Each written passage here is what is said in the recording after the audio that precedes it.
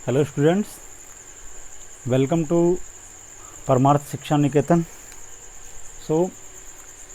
हम लोग अपने पिछले लेक्चर में क्या बात किए थे? Application of dimensional analysis.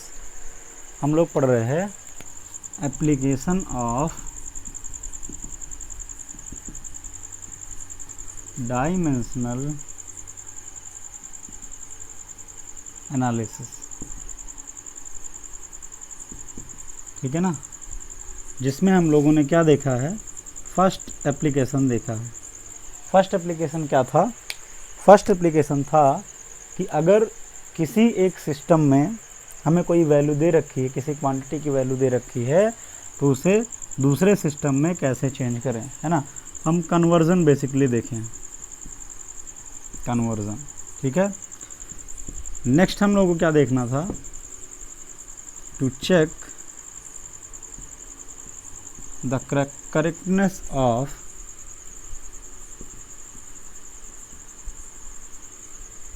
A given equation, ठीक है ना। कोई इक्वेशन या फिर एक्सप्रेशन दिया होगा और हमें चेक करना होगा कि वो करेक्ट है या नहीं, ठीक है।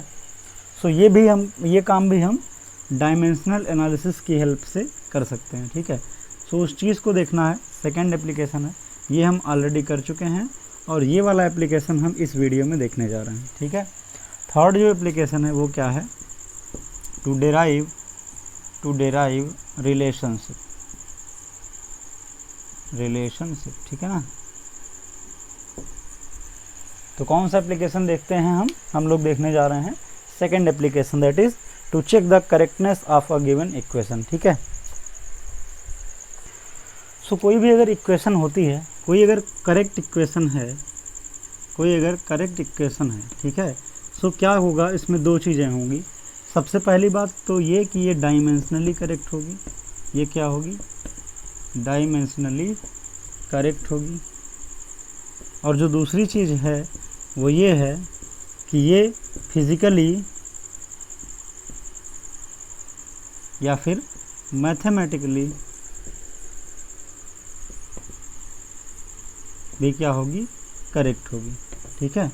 अगर दोनों ही तरीक़ों से कोई इक्वेशन करेक्ट है तो हम बोलते हैं कि वो जो इक्वेशन लिखी है वो प्योरली करेक्ट इक्वेशन लिखी है, ठीक है। लेकिन हमेशा ऐसा नहीं होता कि अगर कोई इक्वेशन है जो डायमेंशनली करेक्ट है तो वो मैथमेटिकली या फिजिकली करेक्ट ही हो, ठीक है। अगर डायमेंशनली करेक्ट है और मैथमेटिकली या फिर फिजिकली वो इक्वेशन करेक्ट नहीं है, सो ओवरऑल क्या होता है कि वो इक्वेशन हम लोग करेक्ट नहीं लेके चलते हैं। वो इक्वेशन क्या होती है? रॉन्ग होती है। सो अगर इक्वेशन को पूरी तरह करेक्ट होना है, ठीक है, पूरी तरह परफेक्ट इक्वेशन है, सो वो डायमेंशनली भी करेक्ट होनी चाहिए और साथ में फिजिकली या फिर मैथमेटिकली भी करेक्ट होनी चाहिए। फिलहाल हम यहाँ पर केवल और केवल इस एस्पेक्ट को देखेंगे। हम लोग केवल और केवल क्या करेक्टनेस चेक करेंगे? डायमेंशनल करेक्टनेस चेक करेंगे, ठीक है। सो इसका ये मतलब नहीं है कि अगर हमने डायमेंशनली किसी इक्वेशन को बोल दिया कि ये करेक्ट है तो वो ऑलवेज करेक्ट होगी। इसके एक्सेप्शन भी हैं, ठीक है। काफ़ी ऐसी क्वांटिटीज़ होती हैं जो मैथमेटिकली करेक्ट नहीं होती, क्योंकि जो कांस्टेंट है उसकी डायमेंशन डिफाइन नहीं है, ठीक है। उसको हम लोग डायमेंशन लेस क्वांटिटी लेकर के ट्रीट करते हैं, ठीक है। तो अब इस रूल में हम आगे बढ़ते हैं। हम लोग देखते हैं होमोजेनिटी प्रिंसिपल।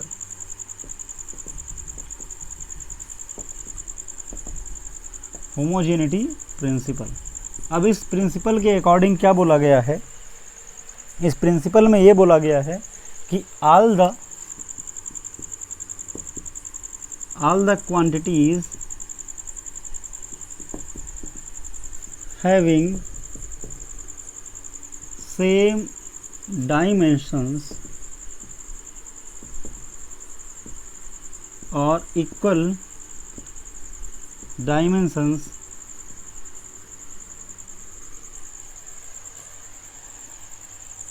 तो यहाँ पे हम क्या लिखेंगे? Only the quantities having equal dimensions can be added, subtracted can be added and subtracted. So अगर कोई इस तरीके से क्वांटिटी लिखी हुई है a इक्वल टू बी, ठीक है, सो इक्वल है, पहले से ही कहा जा रहा है इक्वल है, इसका मतलब वो डायमेंशनली भी इक्वल होगा, है ना। सो डायमेंशनली भी इक्वल होना चाहिए, तो इसके लिए तो कोई स्पेशल लिखने की ज़रूरत है नहीं। तो इसका मतलब क्या है, इसका मतलब ये है कि केवल वो क्वांटिटीज़, ठीक है, ऐड की जा सकती हैं या फिर सब्ट्रैक्ट की जा सकती हैं जिनकी डायमेंशन क्या हो, जिनकी डायमेंशन इक्वल हो या फिर सेम हो। जैसे कि अगर किसी क्वांटिटी के बीच में ऐसे लिखा हुआ a प्लस बी, इसका क्या मतलब है, ऐसे a plus B is equal to C लिखा है, तो यहाँ पर a और b को क्या किया गया है, ऐड किया गया है। इसका मतलब क्या है कि dimension of a should be equal to dimension of b, ठीक है। ऐसा होने के लिए डायमेंशनली करेक्ट होने के लिए, ठीक है, इस इक्वेशन के डायमेंशनली करेक्ट होने के लिए जो डायमेंशन ऑफ a है और जो डायमेंशन ऑफ b है, उन दोनों को क्या होना पड़ेगा, सेम होना पड़ेगा, ठीक है। क्योंकि होमोजेनिटी प्रिंसिपल क्या बोलता है कि अगर दो क्वांटिटीज़ को ऐड किया गया है तो उनकी डायमेंशन क्या होनी चाहिए, सेम होनी चाहिए। या फिर सब्ट्रैक्ट किया गया, यहाँ पे माइनस भी लग सकता है ना, इनके बीच में माइनस भी हो सकता है, तो माइनस भी होगा तब भी दोनों की डायमेंशन क्या होगी, सेम होगी, ठीक है। ये तो पहली चीज़ हो गई। दूसरी चीज़ हमको ये ध्यान में रखना है, दूसरी चीज़ क्या ध्यान में रखनी है कि the quantities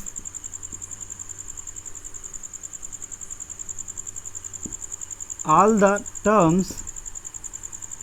terms of any equation have same dimensional formula,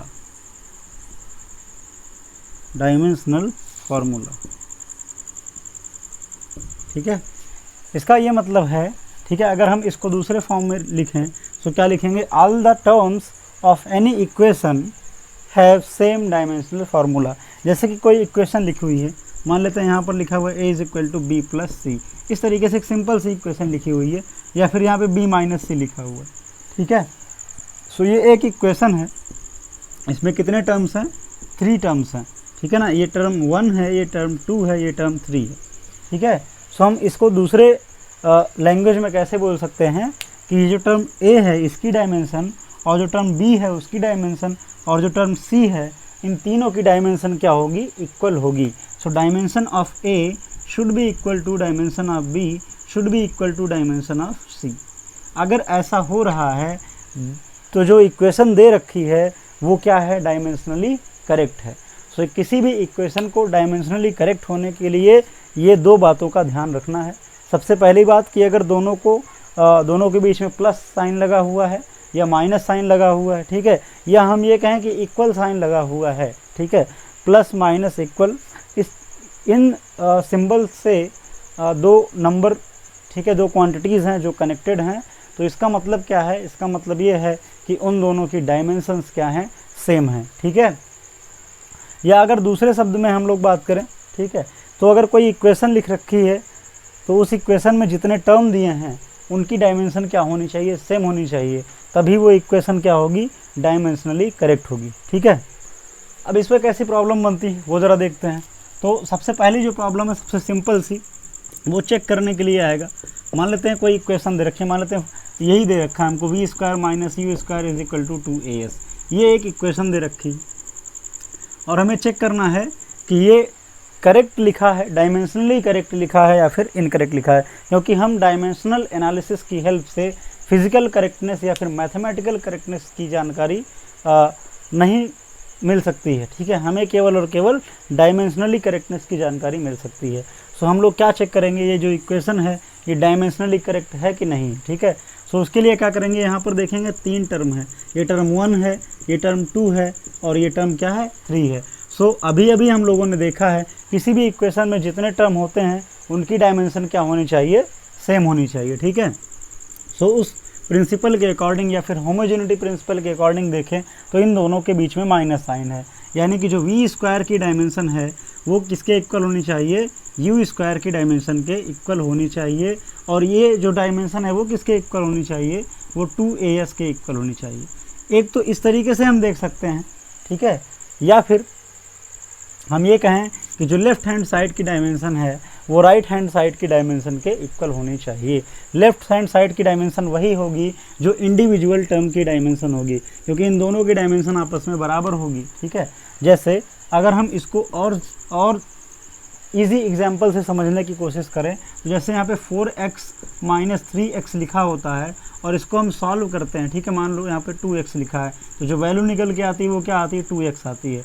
तो यहाँ पर भी x की पावर 1 है, यहाँ पर भी x की पावर 1 है, और जो निकल के हमको आंसर मिला वहाँ पर भी x की पावर 1 है।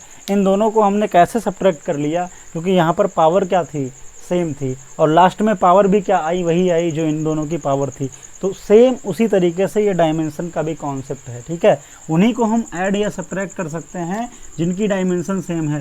सपोज कर लें कि इसको हमने डायमेंशन बोला, सो डायमेंशन क्या हो, सेम हो। और हम लोगों ने देखा भी है कि डायमेंशन एक्चुअली में क्या होता है, डायमेंशंस एक्चुअली में जो यूनिट होता है, फंडामेंटल यूनिट, उसके ऊपर लगने वाली पावर होती हैं। तो जब किसी दो टर्म की पावर सेम है, ठीक है, वो जो वेरिएबल है उसकी पावर सेम है, तभी हम उसको क्या कर सकते हैं, ऐड या सब्ट्रैक्ट कर सकते हैं। ठीक है, तो अगर थोड़ा सा रिलेट करें तो हमको चीज़ें समझ में आ जाएंगी।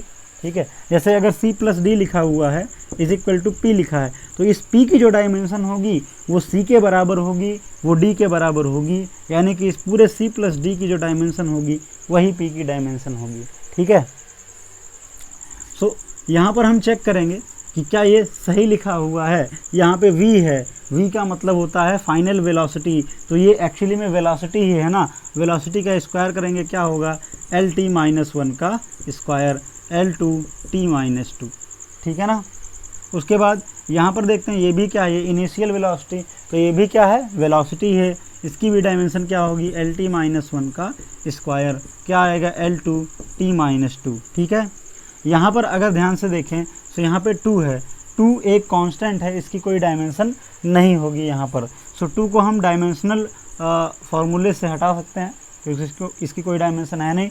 ये क्या है, एक्सेलरेशन, एक्सेलरेशन की डायमेंशन क्या होती है, LT-1। और ये क्या है, ये है डिस्प्लेसमेंट, डिस्प्लेसमेंट को हम मेज़र करते हैं मीटर में, सो इसकी डायमेंशन क्या होगी, L के इक्वल होगी। सो यहाँ पे मल्टीप्लाई करेंगे L का, हमको क्या मिलेगा, L2T-2, L2T-2। सो ये जो डायमेंशन है तीनों टर्म की वो सेम है, तीनों टर्म की डायमेंशन सेम है, इसलिए हम बोलेंगे कि जो हमको इक्वेशन दी गई है वो क्या है, वो डायमेंशनली करेक्ट है, वो इक्वेशन डायमेंशनली करेक्ट है। ठीक है, अब जो दूसरे टाइप की प्रॉब्लम हो सकती है वो कैसे आएगी, ठीक है, वो ज़रा देखते हैं। पहले टाइप की प्रॉब्लम हम लोगों ने देखी जिसमें हमको क्या करना होगा, चेक करना होगा कि जो गिवन इक्वेशन है वो सही है या फिर गलत है, वो करेक्ट है कि नहीं करेक्ट है। ठीक है, उस चीज़ को वेरीफाई करना होगा। तो उसके लिए क्या करेंगे, हम लेफ्ट हैंड साइड की डायमेंशन कैलकुलेट करेंगे और राइट हैंड साइड की डायमेंशन कैलकुलेट करेंगे। दोनों डायमेंशन अगर सेम है, इसका मतलब जो गिवन एक्सप्रेशन है या फिर इक्वेशन है वो क्या है, डायमेंशनली करेक्ट है। ठीक है, तो सेकेंड टाइप की जो प्रॉब्लम है उसमें जो अननोन होगा, ठीक है, अननोन की डायमेंशन फाइंड आउट करने के लिए बोला जाएगा। जैसे कि मैं एक एग्जांपल लिखूं छोटा सा, ठीक है। सो यहाँ पे मान लेते हैं कि इस तरीके से गिवन है कि x = at² plus b divided by x divided by v minus c। मान लेते हैं इस तरीके से कोई इक्वेशन दे रखी है जहाँ पे ये बताया जाए कि x जो है वो डिस्टेंस है, x डिस्टेंस है, ठीक है ना, v क्या है, वेलोसिटी है, v वेलोसिटी है, और ये जो t है वो टाइम है। तब क्या करना है, तब हमें डायमेंशन फाइंड आउट करनी है, किसकी, dimensions of a, b and c की। हमें डायमेंशनल फार्मूला फाइंड आउट करना है क्वांटिटी a, b और c का। ठीक है, इनकी डायमेंशंस फाइंड आउट करनी है। तो इसके लिए क्या करेंगे, हम लोग जो अभी अभी पढ़े हैं होमोजेनिटी प्रिंसिपल, ठीक है, उसको अप्लाई करेंगे। यहाँ पर देखेंगे क्या है, 3 टर्म है, यहाँ पर 3 टर्म है, 1, 2 और 3।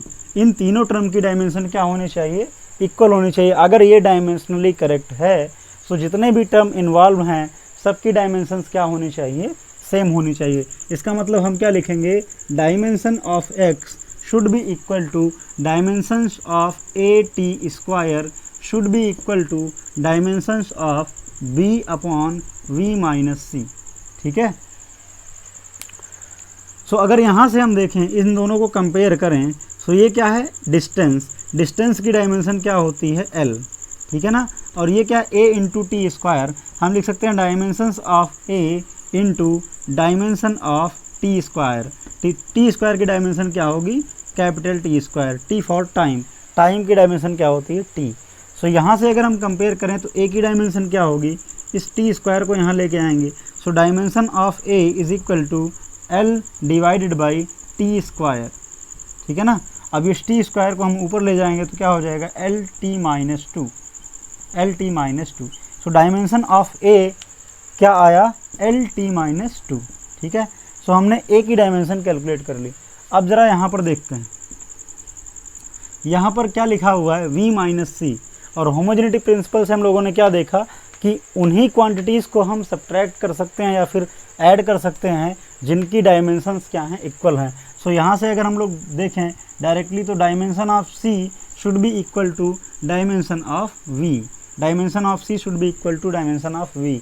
वी क्या है, वी इज़ वेलोसिटी, ठीक है। यहाँ पे वी क्या है, वी वेलोसिटी है, वेलोसिटी है तो इसकी डायमेंशन क्या होगी, यूनिट क्या होता है, मीटर पर सेकेंड, मीटर पर सेकेंड यूनिट होता है तो डायमेंशन क्या बनेगी, एल टी माइनस वन, ठीक है। डायमेंशन बनेगी एल, मीटर का एल हो गया, और सेकेंड का जब ऊपर जाएगा तो सेकेंड की पावर -1 यानी कि टी की पावर -1, ठीक है।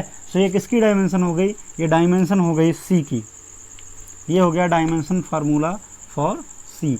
तो दो चीज़ें हमने कैलकुलेट कर ली। अभी क्या बचा है, अभी डायमेंशन ऑफ बी निकालना बचा है, ठीक है। सो यहाँ पर अगर हम इसको और इसको कंपेयर करते हैं, इन दोनों को कंपेयर करते हैं तो क्या देखते हैं कि डायमेंशन ऑफ एक्स, इसका क्या मतलब है, एल, इसका मतलब है L should be equal to dimension of B, dimension of B, ये क्या है, ए बाई बी है। तो ये ज़रा याद रखें कि जब भी ए बाई बी है, इसका मतलब dimension of A by B is equal to dimension of A divided by dimension of B. इस तरीके से हम ब्रेक कर सकते हैं, है ना। सो यहाँ पे dimension of B divided by क्या होगा, डायमेंशन ऑफ दिस क्वांटिटी, ठीक है।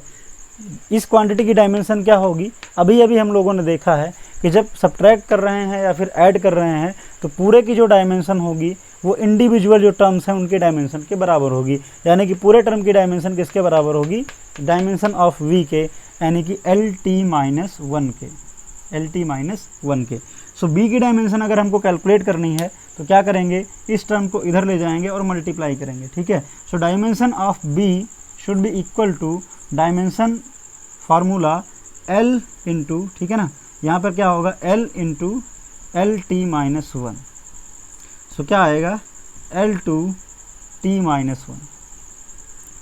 So dimension of B will be L two T minus one, ठीक है। तो इस तरीके से हमने तीनों क्वांटिटीज़ की डायमेंशन को कैलकुलेट कर लिया। यहाँ पर डायमेंशन ऑफ ए निकाला, यहाँ पर डायमेंशन ऑफ सी देखा, है ना, और यहाँ पर क्या कैलकुलेट किया, डायमेंशन ऑफ बी। तो इस तरीके से हमको प्रॉब्लम गिवन होंगी जिसमें कोई इक्वेशन दी जाएगी, ठीक है, और क्वांटिटीज़ के बारे में बता दिया जाएगा कि ये क्वांटिटी क्या है, ये क्वांटिटी क्या है, और उसके बाद फिर हमको क्या करना होगा, हमको कैलकुलेट करना होगा जो अननोन वेरिएबल्स हैं उनकी डायमेंशन को, ठीक है। सो इस तरीके से हम लोगों ने ए की डायमेंशन कैलकुलेट कर लिया, बी की डायमेंशन कैलकुलेट कर लिया और सी की डायमेंशन कैलकुलेट कर लिया, ठीक है। सो आप लोग क्या करें, इस टाइप की प्रॉब्लम जो बुक में गिवन है, ठीक है, उनको ढूंढ करके करें। और इस एक चीज़ याद रखें कि इस एप्लीकेशन पर सबसे ज़्यादा प्रॉब्लम पूछी जाती हैं डायमेंशनल एनालिसिस के एप्लीकेशन पर, ठीक है। सबसे ज़्यादा प्रॉब्लम इसी से मिलेंगी, चाहे वो कॉम्पिटिटिव कॉर्नर की बात करें, चाहे आपके एग्ज़ाम पॉइंट ऑफ व्यू से बात करें, ठीक है। सो जितनी भी प्रॉब्लम्स हैं आपकी बुक में गिवन हैं, ठीक है, उनको आप ढूंढ करके करें। और नेक्स्ट लेक्चर में हम लोग नेक्स्ट एप्लीकेशन की तरफ बढ़ेंगे और कुछ इंपॉर्टेंट जो प्रॉब्लम्स हैं, कुछ स्टैंडर्ड टाइप्स जो हैं, जिस टाइप पर ज़्यादा प्रॉब्लम पूछी जाती हैं, उसको हम नेक्स्ट लेक्चर में डील करेंगे, ठीक है।